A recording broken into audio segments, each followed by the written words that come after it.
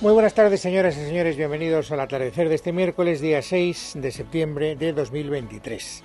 Han pasado poco más de 24 horas desde que Carles Puigdemont, desde Bruselas, ya lo saben, anunciara cuál es el precio que le pide a Pedro Sánchez para que Pedro Sánchez pueda ser investido presidente del gobierno cuando toque.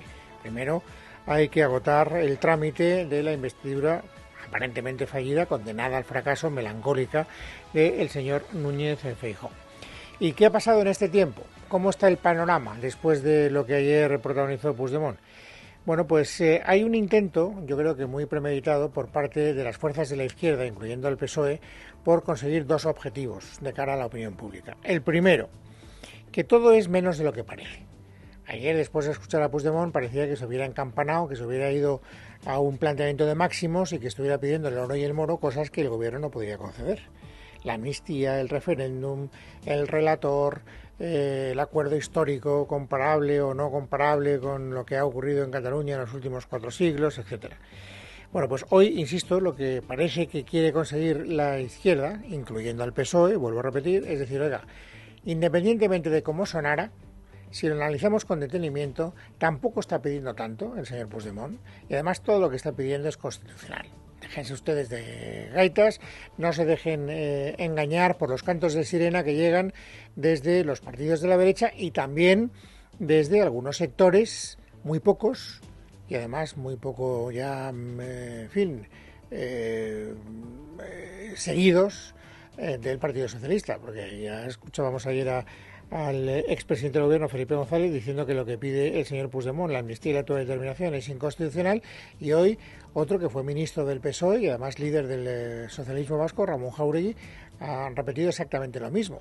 Pero son, insisto, voces muy aisladas que no cuentan con ningún tipo de seguidismo dentro de lo que es el partido gobernante. Los partidos son como son, estructuras piramidales. Hay uno que manda y muchos que obedecen. Todo es el resumen de lo que es la vida interna de un partido político. Bueno, ¿y cómo han conseguido ese doble objetivo? ¿Cómo han intentado conseguirlo? Que lo hayan conseguido o no, esta ya es una harina de otro costal. Ahora los ciudadanos tendrán que ver si se dejan convencer o no por el despliegue argumental que han puesto hoy a disposición de esa doble causa. Todo es menos de lo que parece y todo es constitucional, las personas que han hablado. El primero, Jaume Asens. ¿Y por qué lo he querido elegir como el primero? Porque Jaume Asens es testigo presencial de la reunión que mantuvo Yolanda Díaz con Puigdemont. Sabemos que ha estado en contacto, ha sido el negociador de la izquierda, de Sumar, en este caso concreto, no del gobierno, porque no es del PSOE, es de Sumar, pero ha sido el interlocutor directo con Puigdemont, el que conoce más de cerca, más de primera mano, lo que Puigdemont reclama. Y entonces, en esa calidad de experto puigdemonita, podríamos decirlo así, para entretenernos, Jaume Asens ha dicho hoy, primero, que hombre, que sí, que él entiende que esto de que la amnistía era una condición previa a la negociación se puede malinterpretar, pero que él no lo ha interpretado como lo interpretamos el resto de los mortales. Él lo interpreta de otra manera distinta. Entendí que la amnistía es la condición para la investidura y no es la condición previa para hablar de la investidura. No. Quiere decir que en terminología de presidente Puigdemont es el pago, digamos, ¿no? Para dar sus votos, sus 8 diputados. Bueno, matiz interesante que no sé si Puigdemont va a ratificar o no. Lo que dice Asens, dijo Puigdemont y todos entendimos que dijo, mire, antes de ponernos a negociar, usted me da como pago anticipado la amnistía y luego ya negociamos. Ya no hay que negociar la amnistía porque ya me la ha dado. ¿Qué negociamos después? Negociamos el referéndum, la autodeterminación y otras minucias. Minucias dirá Puigdemont, naturalmente. Esto es lo que entendimos todos. Bueno, pues Asens dice, no hay que interpretarlo así. El pago es la amnistía. No la condición previa para negociar, sino el pago. Lo que pide a cambio de los votos el señor Puigdemont es la amnistía, y punto.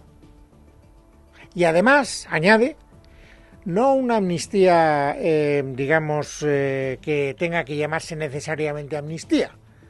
Hay muchas maneras distintas, hay muchas vías diferentes para llegar a lo que el señor Puigdemont demanda.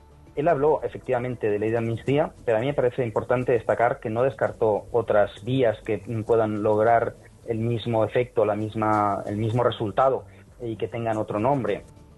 Bueno, pues ya veremos qué otro nombre, qué otras vías son las que quiere poner a disposición de ese objetivo político el señor Puigdemont, con la complicidad naturalmente del gobierno. Pero hay que dar esa valoración de Asens, que en ese intento claro, descarado, de restarle importancia a las demandas del señor Puigdemont, dice más cosas. No solo dice que la amnistía es el pago, es decir, la contraprestación, el objeto de la transacción es la amnistía, no hay más. Dice que es que si hubiera más, él entendería que la negociación no sería posible. Esto es tal vez lo más llamativo, porque todo el mundo entiende, o por lo menos todo el mundo entendió, o por lo menos yo entendí ayer, después de escuchar a Puigdemont, que él dijo: antes de sentarnos a hablar, usted me da la amnistía y luego hablamos. ¿Y de qué hablamos? De la autodeterminación. Yo no renuncio al referéndum. Bueno, pues el señor Asens ha hecho una lectura completamente distinta y dice que el referéndum no está en la ecuación. Es más, que él entendería que si el señor Puigdemont se empeñara en la reclamación de un referéndum, no habría negociación posible. Lo de la ley de amnistía, nosotros pensamos que es una fórmula que es constitucional y democrática y que por tanto se puede explorar. Hay otras cosas que son más difíciles, pero ya le digo, si por ejemplo hubiera empezado su discurso de ayer diciendo referéndum o referéndum como condición, que era uno de los lemas que se decía en el 2017, no habría negociación posible. Así que amnistía como único pago efectivo. El referéndum queda absolutamente desdibujado de la demanda del señor Puigdemont, según la interpretación del señor Asens, y la única dificultad que puede surgir, fíjense, es una cuestión que podría parecer menor en relación a las dos más gordas, ¿no? Las dos más sustantivas, que son la amnistía y el referéndum, que es lo del relator.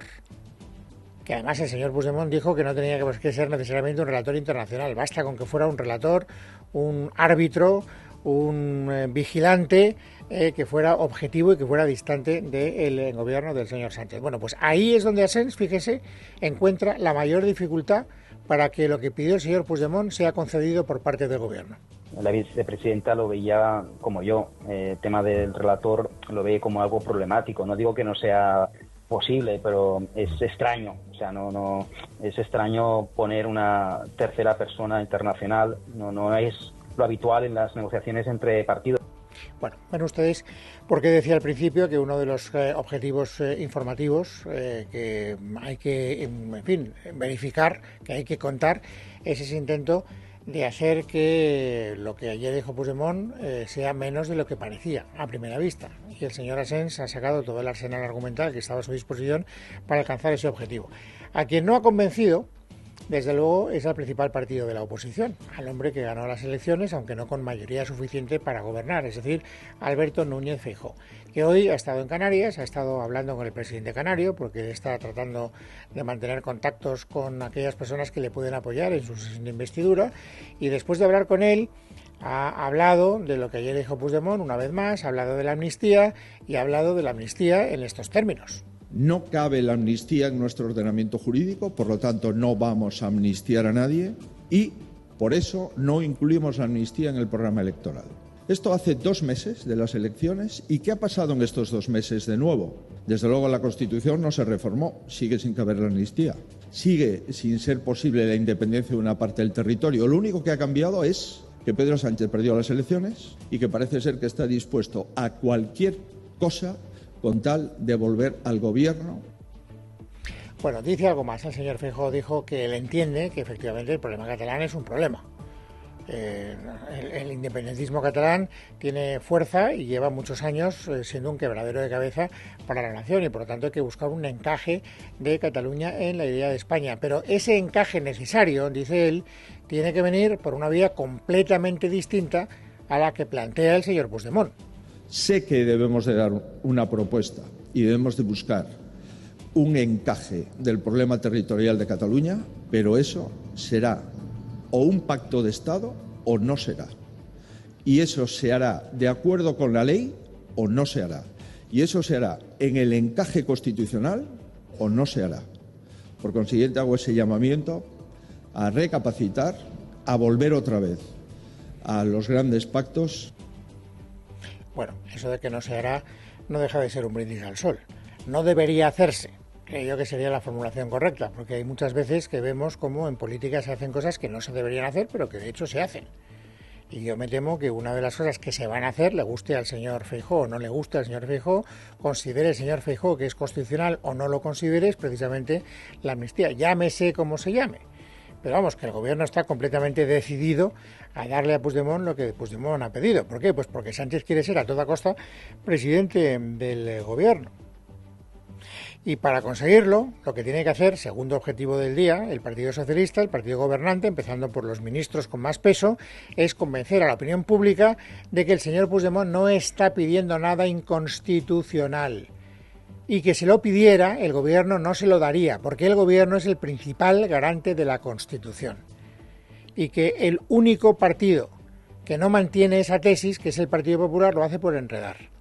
Lo hace porque le gusta contar lo de Pedro y el lobo, que viene el lobo, que viene el lobo. Y el lobo siempre es el PSOE y el independentismo. No lo digo yo, lo dicen varios ministros del gobierno. Por ejemplo, el ministro de la Presidencia, Félix Bolaños. La derecha está intentando atemorizar a los españoles, como ha hecho siempre que gobiernan los socialistas, y está diciendo que va a venir el apocalipsis. Y lo que vamos a hacer los socialistas es lo que hemos hecho estos últimos 5 años de gobierno de Pedro Sánchez, que han refrendado las urnas, y lo que hemos hecho siempre que hemos gobernado los socialistas, que es apostar por la convivencia, que es cumplir la Constitución, que es hacer que se cumpla la Constitución y, desde luego, tratar de cerrar definitivamente las heridas de la Cataluña de 2017.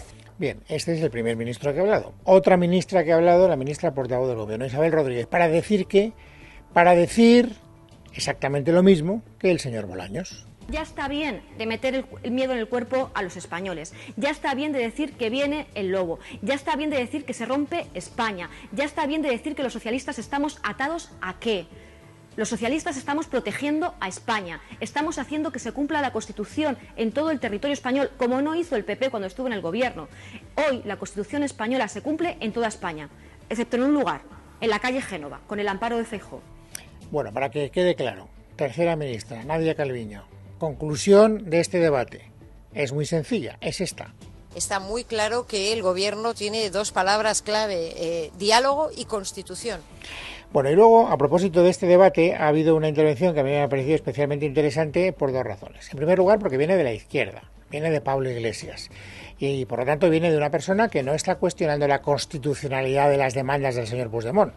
Él ha puesto el acento en otro asunto que a mí también me parece destacable, que es la incoherencia en la que están incurriendo algunos de los actores que ahora están empeñados en conseguir que Puigdemont se convierta en el kingmaker de Sánchez. Ha hecho algunas consideraciones en TV3 que me parece que son especialmente sensatas. Yo coincido con ellas, creo que ustedes también, muchos de ustedes coincidirán con ellas, independientemente de que él naturalmente las utilice para enredar, porque él no está a gusto en la izquierda que se está configurando entre Pedro Sánchez y Yolanda Díaz. Yolanda Díaz está ninguneando a Podemos y Pablo Iglesias es el fundador de Podemos y por lo tanto tiene que reivindicar el grupo que él fue capaz de poner en el escenario. Bueno, en todo caso, sea cual sea su intencionalidad, lo que dice es rigurosamente cierto desde mi punto de vista. Por ejemplo, ¿responde a una convicción profunda del PSOE este cambio de criterio del PSOE? Él sostiene que no. Si el PSOE acepta la desjudicialización, si el PSOE acepta abrir el melón del agotamiento del Estado autonómico, esto no es por convicción. Esto es porque necesitan esos 7 diputados para que Pedro Sánchez sea presidente. Creo que tiene toda la razón y creo que muchos pensamos que tiene toda la razón. Es más, creo que muchos socialistas, algunos no se atreverán a decirlo, creen que tiene toda la razón. Y para demostrarlo basta con ir a la hemeroteca y descubrir las declaraciones que a propósito de la amnistía o a propósito de Puigdemont han dejado los dirigentes políticos que ahora se dejan los cuernos, expresión coloquial, para conseguir que este pacto de legislatura salga adelante. Segunda consideración interesante que le he escuchado hoy al señor Iglesias. Muchos de los que están haciendo cosas ahora, sin convicción, no las hubieran hecho antes ni de coña. Empezando por ¿quién? Por Yolanda Díaz. Jamás. Yolanda Díaz, mucha gente se hubiera hecho una foto con Puigdemont. Ahora sí. Ahora Puigdemont es un actor central y ahora los juristas vinculados al PSOE de repente han descubierto que la amnistía es legal. y los magistrados del Tribunal Constitucional vinculados al PSOE han descubierto que la amnistía es legal y ya Jaume Asens ya no es un peligroso amigo de los indepes, sino que mantiene una serie de contactos que son útiles a lo mejor para la negociación o a lo mejor solo para una foto, que tampoco está nada mal. Bueno, dejémoslo aquí, lo que hace referencia a la investidura del señor Sánchez, para no abrumar, porque, insisto, durante muchos días, hasta que se produzca la investidura de Sánchez, vamos a tener que estar volviendo sobre este asunto, con lo cual conviene no acumular demasiada fatiga. Hoy se han producido más cosas en el ámbito de la política. Por ejemplo, hay otra investidura que sí que se está ya poniendo en marcha, que es la de Murcia. Cuando parecía que era un acuerdo muy difícil, finalmente el Partido Popular y Vox, ya lo saben, llegaron a un acuerdo y hoy ha empezado la sesión de investidura del señor López Miras. ¿Qué ha pasado hoy en esa sesión? Javi García. Buenas tardes. Sí, se trata de su segundo intento de investidura en la Asamblea Regional, que esta vez iba a salir adelante y por mayoría absoluta al haber acordado in extremis con Vox una coalición de gobierno. El debate de hoy se centra únicamente en la intervención de López Miras, que expone su programa de gobierno y que solicita la confianza y la aprobación de la Cámara. Ya mañana los representantes de los grupos parlamentarios van a intervenir antes de la votación definitiva. El candidato popular ha reconocido hoy que un gobierno en solitario era lo mejor para la región, pero ha afirmado que el acuerdo con los de Abascal es lo más responsable. La repetición electoral hubiera sido la opción más cómoda, pero la ciudadanía pagaría, nunca mejor dicho, nuestra falta de entendimiento, y eso habría sido muy irresponsable. Así pues, la opción más compleja era la del acuerdo, porque la búsqueda de los consensos no es fácil, pero es lo más responsable. La votación contará con el apoyo del 60% de la Cámara, con los 21 votos a favor del PP y los 9 de Vox. Bueno, es verdad que los grupos de la oposición hablarán mañana, pero ya sabemos lo que van a decir. Los grupos de la oposición son, por este orden, primero el Partido Socialista y después Podemos. Bueno, pues el portavoz del Partido Socialista, José Vélez, ya ha dicho qué le parece este acuerdo. Lo más preocupante es lo que habrá pactado el Partido Popular con Vox y no han hecho público. No nos van a mover. Estaremos enfrente defendiendo a nuestra gente, a la ciudadanía de la región de Murcia. Y algo muy parecido ha dicho María Marín, que es la portavoz de Podemos. El señor López Miras va a gobernar con el programa de Vox. Queremos hacer un llamamiento a la ciudadanía de la región de Murcia a movilizarse en defensa de sus derechos, de sus libertades y de su patrimonio natural. Bueno, y en este escaparate de las noticias más sobresalientes del día, hoy hay que hacer una referencia a alguna que no tiene que ver directamente con la política, por lo menos con la política nacional. Y es que la compañía Saudi Telecom Company, STF Group para entendernos, ha adquirido el 9,9% de las acciones de Telefónica. Se convierte o se podría convertir en el principal accionista de la compañía. En una operación que ellos dicen que es amistosa, pero que era desconocida por Telefónica, hasta el punto de que el señor Payete, que es el presidente de Telefónica, se enteró estando en California, inmediatamente ha volado hacia Arabia Saudí para hablar con los nuevos inversores de la compañía, pero es que tampoco el gobierno tenía noticia de que esa compra se fuera a producir en esos términos. El gobierno todavía tiene que autorizar parte de la operación, porque lo que ha hecho esta compañía saudí es adquirir el 4,99% del capital de Telefónica en toma directa de acciones, y eso lo puede hacer sin ningún tipo de cortapisa, pero el otro 5% lo ha adquirido a través de instrumentos financieros. Y ese 5% todavía tiene que ser autorizado por el gobierno de España.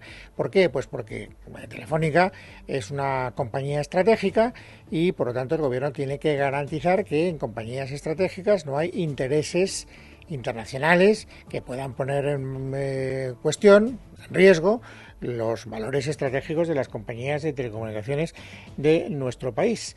Y esa inquietud, la inquietud de que eso pudiera producir, hoy ha provocado ya una primera reacción, curiosamente en la izquierda, porque yo no he escuchado a ningún representante del Partido Popular hablar de Telefónica hoy, y si lo han hecho, de verdad que me ha pasado inadvertido.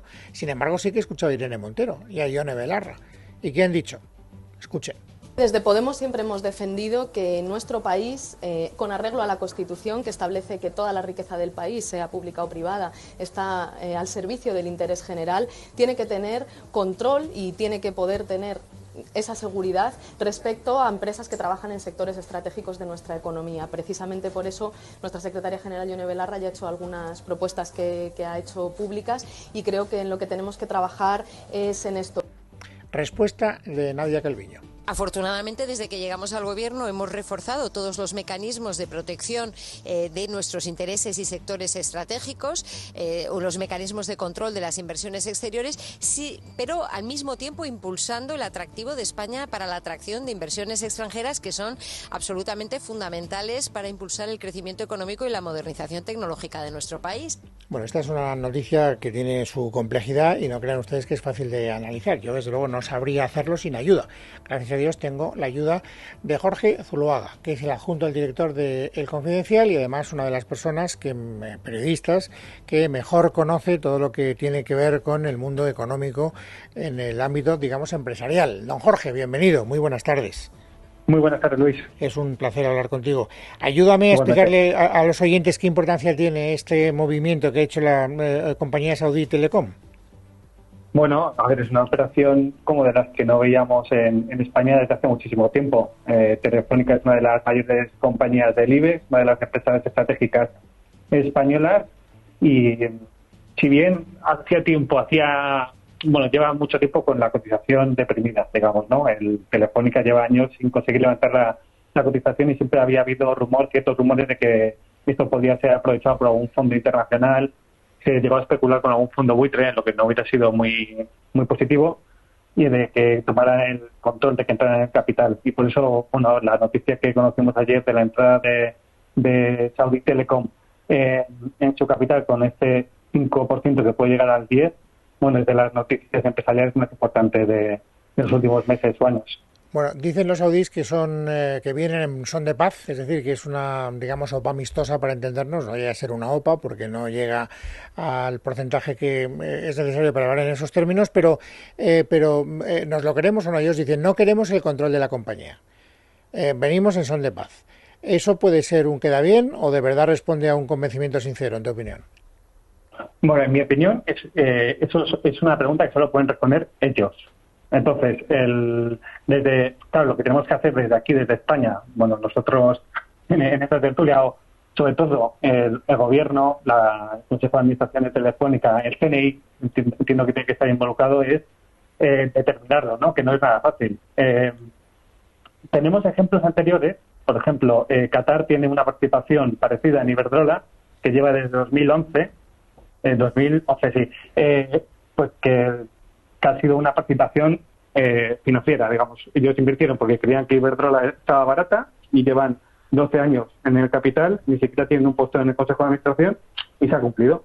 Que Arabia Saudí entre ahora en Telefónica, a priori, pues nos deberíamos creer lo que están diciendo, pero bueno, aquí es el trabajo de Telefónica, que está ahora mismo su presidente José María Álvarez Payete viajando a Arabia Saudí y del Gobierno, pues analizarlo bien y proteger una empresa como Telefónica, que es estratégica por toda la información que maneja y por toda la tecnología. O sea, no es fácil responder esta pregunta, pero entiendo, sin llegar a los límites que comentabas, Luis, de las afirmaciones de Belarra y de Montero, pues que el Gobierno tenga que estar un poco en guardia y usar una ley como la que tenemos, que es el escudo antiopas, para salvaguardar una compañía como Telefónica. No podemos ser, digamos que aquí hay dos posibles estrategias. Sí, perdón si me estoy enrollando un poco, Luis.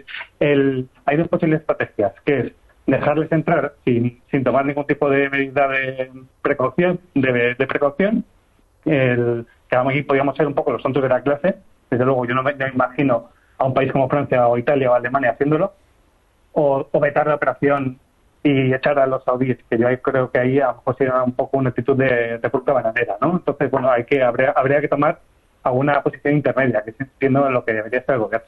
Bueno, el Gobierno, de hecho, y esta es la última pregunta que te quería hacer, ha querido tranquilizar el ánimo. ¿No? Escuchábamos hace un instante a Nadia Calviño diciendo que esto lo que demuestra sobre todo es el interés que tienen los inversores extranjeros por nuestro país, y esto es una buena noticia, y el Gobierno, por supuesto, va a garantizar que el carácter estratégico de esa compañía no se vea comprometido por inversiones extranjeras que vengan del Oriente Próximo. Pero la pregunta es doble. Por una parte, ¿está siendo sincera Calviño cuando dice eso? Y dos, ¿qué margen de maniobra tiene el Gobierno para permitir que adquieran casi el 10% y, sin embargo, poder limitar los derechos políticos que le daría dentro de la compañía el dominio de ese porcentaje tan elevado?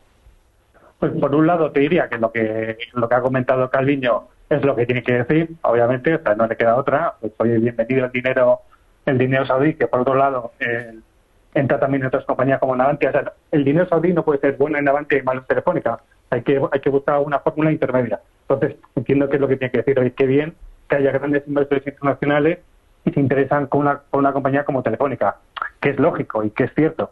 Pero por otro lado, oye, pues tenemos esta ley que hemos comentado, que es el escudo anti-OPA, que se tiene que usar. Ya se ha usado el año pasado cuando hubo un cambio de control de las participaciones significativas dentro de Naturgy, en este movimiento que hubo una cierta polémica entre Criteria, CaixaBank y IFM, el fondo que entró. Y entonces, bueno, ahí lo que se hizo es, usando la ley, oye, te dejo entrar fondo IFM, pero te pongo una serie de condiciones.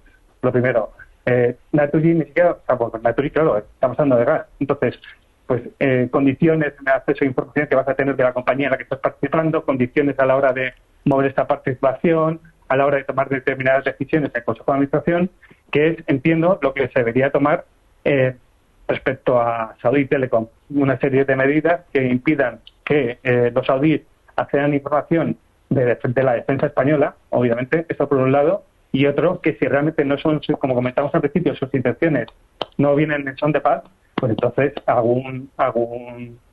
poner barreras para evitar que ser los tontos de la clase, como ya hemos comentado también. Don Jorge, ha sido un placer hablar contigo y sobre todo darle a los oyentes la oportunidad de que alguien como tú lo pueda explicar. Un saludo muy, muy cordial y muchas gracias. Muchas gracias, Luis. Un saludo.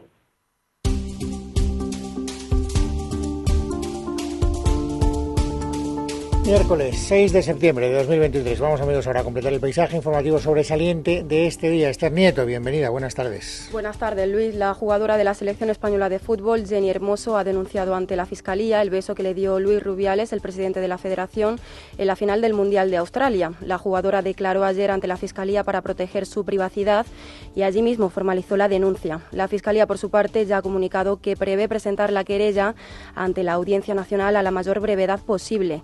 Recordamos que el testimonio judicial de Jenny Hermoso llega una semana después de que la Fiscalía decidiera abrir diligencias por lo sucedido, ofreciendo a la jugadora emprender acciones legales contra Rubiales, cosa que finalmente ha hecho. Y más cosas, el candidato a la presidencia del Gobierno, Alberto Núñez Feijóo, que acudirá a la investidura final de mes, se ha reunido hoy con el líder de Coalición Canaria, Fernando Clavijo. Feijóo continúa de este modo con la ronda de contactos que está manteniendo para intentar recabar el mayor número de apoyos posibles. Tras la reunión, el líder del PP ha comparecido en rueda de prensa y ha reiterado su apoyo a la agenda canaria y el voto de la diputada Cristina Valido a la investidura del líder popular. Este acuerdo tiene luz y taquígrafos. Es conocido por todos y es lo contrario de la imposición o del chantaje. El presidente de Canarias no impone ni chantajea. El presidente de Canarias establece unos problemas objetivos que nosotros, como candidato a la presidencia, tengo que dar respuesta. Y el secretario general de UGT, Pepe Álvarez, ha desgranado este miércoles las prioridades de su sindicato para la actual legislatura, entre ellas la implantación de la semana laboral de 35 horas, el encarecimiento del coste del despido y el establecimiento en el Estatuto de los Trabajadores de un sistema automático similar al de las pensiones. Álvarez ha subrayado que esta legislatura debe arrancar a partir de los logros y de las conquistas de derechos sociales y laborales logrados en los 4 años anteriores. Las dos organizaciones sindicales, en el manifiesto que hicimos de cara a las elecciones, planteamos que este es uno de los temas cruciales. Nosotros creemos que en esta legislatura tendríamos que alcanzar una jornada máxima de 35 horas semanales en ese camino hacia las 32. Y muchos han vuelto a coger hoy las mochilas. El curso escolar ha arrancado en la Comunidad de Madrid y Cataluña. Más de 8 millones de alumnos de las etapas no universitarias han estrenado el año académico marcado por el descenso de niños por aula en varias autonomías por la caída de la natalidad y en el que se acabará de implementar la última reforma educativa, la Ley CELA, aprobada en 2021. Y los servicios de emergencias y la Guardia Civil han reanudado esta mañana la búsqueda de las 3 personas desaparecidas en la Comunidad de Madrid y la provincia de Toledo tras el paso de la Dana, aunque con pocas esperanzas de encontrarlos con vida. Sobre los transportes que quedaron afectados por el temporal, desde este mediodía vuelven a circular los trenes de la línea ferroviaria entre Madrid y Toledo, según ha informado Adif. María Chamorro. Tras 2 intensos días de búsqueda se reanudaba hoy el dispositivo, aunque la Guardia Civil ha reconocido que la esperanza de encontrarles con vida disminuye, pues consideran que de estar conscientes ya habrían sido localizados. En Madrid se busca en Villamanta a un hombre de 83 años y en Aldea del Fresno a un padre de familia cuyo coche ha sido sacado del río Alberche, aunque sin pistas del desaparecido.